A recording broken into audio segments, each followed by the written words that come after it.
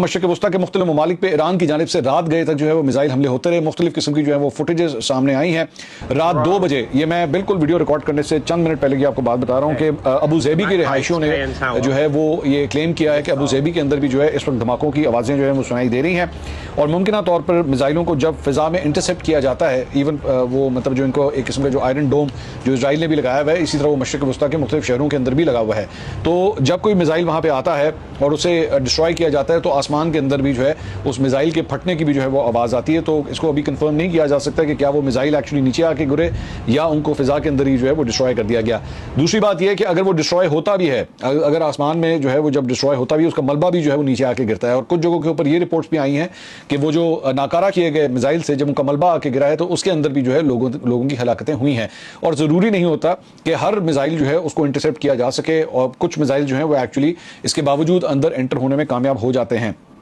और इसी तरह दुबई की भी जो है वो ये फुटेज आप जो स्क्रीन के ऊपर देख रहे हैं, ये अब से चंद घंटे पहले की फुटेज है जो मौसूल हुई है। दुबई के अंदर भी जो है दुबई एयरपोर्ट को जो है वो निशाना बनाया गया है और मुख्तलिफ किस्म की फुटेजेस के अंदर जो है वो देखा जा सकता है कि गर्द और धुएं के बादल जो हैं वो नज़र आ रहे हैं। उन जगहों को विकेट किया गया है। पूरे दुबई एयरपोर्ट के ऊपर जो है वो सायरन्स बजना शुरू हो गए। दुबई एयरपोर्ट के हवाले से आप जानते हैं काफ़ी मशहूर है कि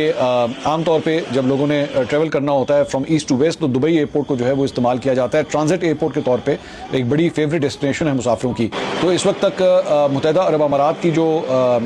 एयर स्पेस है वो बहुत बुरी तरह मुतासिर हुई है। बल्कि as a matter of fact जब यहाँ पे ये अटैक्स हुए हैं तो उस वक्त भी मुसाफिरों की बहुत बड़ी तादाद एयरपोर्ट के ऊपर ही मौजूद थी। और एक फुटेज के अंदर जो है देखा जा सकता है कि लोगों को जो है वहाँ से विकेट किया जा रहा है और पूरे एयरपोर्ट के अंदर जो है वो इमरजेंसी सायरन्स जो हैं वो बज रहे हैं और लोगों को फायर एग्जिट की तरफ जो है वो भेजा जा रहा है। दूसरी जानिब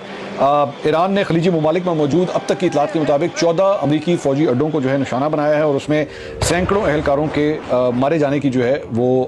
हलाकत का दावा भी जो है वो किया गया है। इसमें जिन ममालिक के ऊपर जो है वो ईरान की जानिब से ये मिसाइल फेंके गए हैं वो मुत्तहिदा अरब अमारात, कुवैत, बहरीन, कतर और सऊदी अरब जो हैं वो उसमें शामिल हैं। और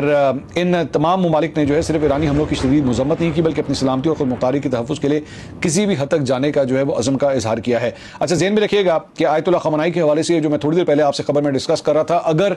पूरी तरह ईरान जो है जब इसकी तस्दीक कर लेता है तो इसका मतलब है कि उसके बाद ये लड़ाई या तो बहुत खौफनाक